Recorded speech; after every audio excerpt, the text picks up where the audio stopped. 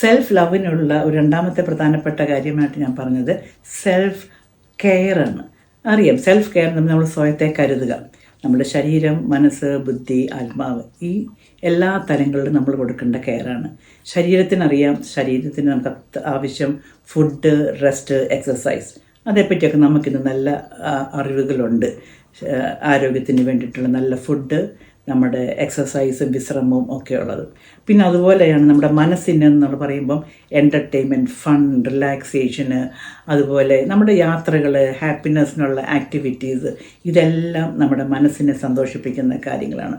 ബുദ്ധി എന്ന് പറയുമ്പം അറിവാണ്. നമുക്ക് അറിവെന്ന് പറയുമ്പോൾ ഈ പഠനകാലം മാത്രമല്ല, ജീവിതം ഉടനീളം ഒരു പഠനമാണ്.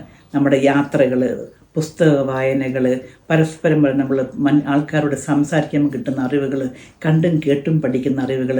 സോ പഠിക്കണം, പുതിയ പുതിയ കാര്യങ്ങൾ അറിയണം, പുതിയ സ്കില്ല് പരിശീലിക്കണം.